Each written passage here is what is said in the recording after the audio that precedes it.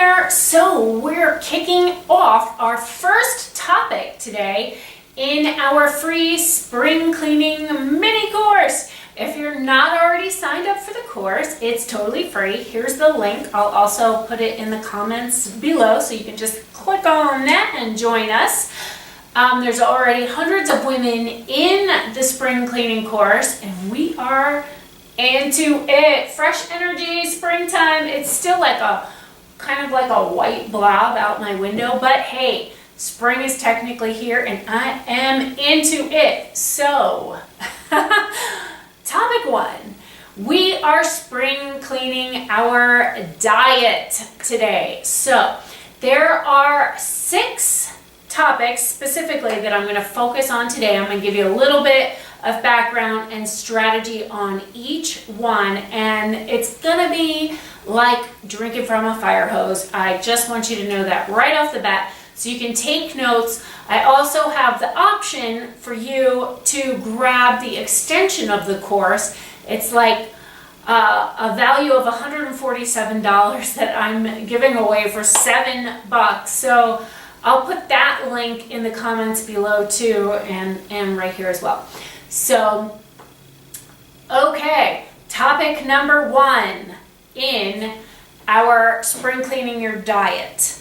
So, number 1 is to drink more water. Now, you've heard it before, but you might not know why it's important to drink more water. You are made up of at least 60% water, usually more, and your body needs water in order to function properly. So when you don't drink enough water and you become dehydrated, you can get headaches. You'll notice your energy levels go down dramatically. Like, you probably don't need as much coffee as you think you do. You just need to sleep more and drink more water. Because when you do that, it just clears out the sludge, so to speak. It keeps all of your organs running smoothly, which then frees up your energy. So how much water? I like to go for the general amount, which is 64 ounces, which is what I personally drink every day.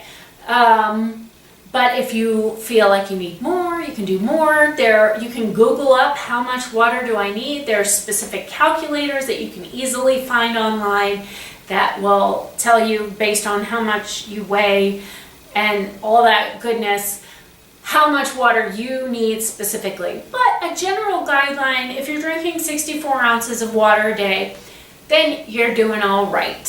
So, okay. How do you get yourself to do it now? So maybe you've tried, maybe it just hasn't worked, maybe you just don't like to pee that much. But I can tell you this about the extensive urination. Your body does get used to it unless you actually have something wrong with your bladder. Your body will get used to drinking more water because it needs it. At first it's like water off a duck's back. You're just not used to drinking it, but then it will start to give it a week. And then how do you get yourself to do it? I like timelines and specific water bottles. So for a while I had a 20-ounce water bottle, a glass water bottle that I just got at Target for like $10 or something, and I would drink that 5 times a day. Something like that, 4 times a day. Or, you know, right now I have 2 different water bottles, and for some reason this works for me because I can have like one in the car, and because I'm running around all the time, one over here, one over there, and that way it doesn't seem as overwhelming for some reason. Anyway, it works for me. So if I drink each of those bottles twice a day, then that equals my 64 ounces. So the point is, you don't have to do that crazy little dance that I do. You can do it the way that works for you. Some people have like a giant pitcher that has all 64 ounces already, and they have to get through it by the end of the workday. My workday is all running around craziness, so that doesn't work for me. But find what works for you. So you might have to experiment, and maybe it doesn't work the first time. You gotta keep trying. So that's tip number 1, is drink your 64 ounces of water. Tip number 2, eat more veggies. So what does that mean specifically? Go for 50% veggies. So when I say veggies, I know that red peppers are fruits. I know that tomatoes are fruits. I know that cucumbers are fruits. But go ahead and include them in your vegetable category if you're not already eating those foods. So if you have a salad, then that's 100% vegetables right there. So you want to go for 50% of your entire diet being fresh vegetables. So if that sounds crazy, then first start with 10% and then move up from there and track it as you go. So an easy way to do this, smoothies, super easy. Fresh juices, the salads, like I mentioned, at dinner you just steam some veggies, put it alongside your proteins, and if you're eating grains, next to your grains. It is easier than you think to fit in your veggies, so go for it. One way to give yourself motivation to get yourself to eat the veggies, instead of just taking my word for it, like you need to eat more veggies, that's not going to work so well. You need to have your own inspiration coming from yourself. So why not Google up some of these vegetables that you're going to eat more of or try, and find out what their health benefits are specifically and how that will affect you. Because knowing that will motivate you to keep on keeping on with the veggies. The other important thing that I already mentioned is tracking your veggies. Super important. Track your food while you're shifting up your habits. If you don't track it, it's like a tree fell in the woods, that kind of thing. So you've got to track what you're doing. You can just jot it down. I think a lot of people like MyFitnessPal. I have my own online downloadable journal that you can find at mirandamathewson.com/journal. It'll cover you for 28 days, and it covers all healthy habits. Everything that we'll talk about in the entire course. And the cool thing about that one is once you purchase it and you go through those first 28 days, you can just re-download it and start over. So it's like yours forever. I really like it. But like I said, you could just write it down. You could have a dry erase board, whatever works for you, an app on your phone. You have to find what works for you, because we all think differently. Our lives are different and require us to do different stuff. So you have to find what works for you. But go for that 50% veggies. Woohoo! Number 3, go organic or non-GMO, both, since we're talking to go organic. So why organic? I know this is a controversial topic. A lot of people are like, well, it's just a fad and it's too expensive. Well, if you want to weigh out the money thing, this is a quick way to look at it. I know somebody who ate vegetables all of his life, but as more pesticides were being used, he did not switch to organic. And now, even though he's been a vegetarian and eaten 50% of his veggies every day or more, he has stage 4 stomach cancer. So, yeah, eat organic is what I'm saying, because from the money angle, you spend the money now versus spending the money later on your doctor bills. So it's up to you. Spend the money now, live happy, be happy, have that, quality of life, versus having to spend the money on doctor bills later on and being miserable. Now, I'm not saying that's 100%, but why even chance it? We have one life that we know of on this planet, so why not do it the best we can, right? So go organic. So there's I know there's a lot of research saying that there are specific fruits and veggies that are more affected by pesticides than that are not, which actually is short-sighted, and I'll explain why. Because those articles, all that research is coming from the idea that the pesticides are being sprayed onto the plant. So say an avocado has a thick skin, so the pesticide didn't go through the skin, probably. So that's safe. The conventional avocados are safe to eat, right? Or a banana has a thick peel, so it's safe to eat a conventional banana, right? Watermelon, cantaloupe, things like that are considered generally safe to eat, even if pesticides have been sprayed on them based on the thickness of their skin. What hasn't been considered is all that pesticides that are being sprayed on your plants it's all going into the soil, and that's the soil that your food is growing out of. So the pesticides are in your conventional foods, not just on the outside. They are part of your conventional foods. Ha! So please eat organic foods. So what makes something organic? That basically the farmers have to jump through some crazy hoops to get that organic label. They have to prove that it's healthy soil, that they're not spraying harmful chemicals and pesticides onto their plants, and more than that, like another thing for you to Google up if you want to take it to the next level, or you can just take my word for it, go organic. Non-GMO, I understand why genetically modified organisms exist.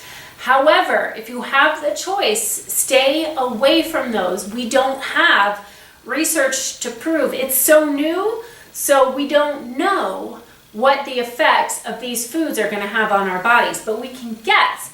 If these are genetically modified and we're eating them, what's going to happen to us? It most likely going to genetically modify us as well, and it probably isn't going to push us in a direction that we want. So that's just food for thought, so to speak. So next topic, avoid artificial sweeteners. So a lot of times we think that consuming artificial sweeteners is better than actual sugar, doesn't have any calories, which we're also going to talk about. Yeah, no, these are horrible for you. They're manufactured chemicals put together in a factory that have absolutely nothing to do with food whatsoever. If you are taking these in thinking that it's going to keep you from gaining weight, it's actually going to have the opposite response, and that's the least of your concerns, actually. So what happens is you take in this artificial sweetener, sucralose, sucra, whatever it's called, all these things, and your body doesn't know what it is. It doesn't know what it is, so it sort of holds on to it, protects your body from it by wrapping it in a nice layer of fat. So you end up gaining weight, despite the fact that these don't have calories. That's their selling point, right? But that doesn't matter. The chemicals that these things are made of are harmful to your body. So not only will you gain weight, but you're harming your body. Your body, a lot of these, if you do the research, will lead to cancer because it's your body doesn't know what to do with it, so it messes with the cells and starts to grow abnormal cells, which is what turns into cancer. So we'll leave it at that. I invite you, of course, to do more research. And then we're on number 5. Avoid processed foods. So again, a lot of processed foods have artificial sweeteners and all kinds of things. So you want to avoid anything that has partially hydrogenated anything. Partially hydrogenated means its chemical makeup has been messed with.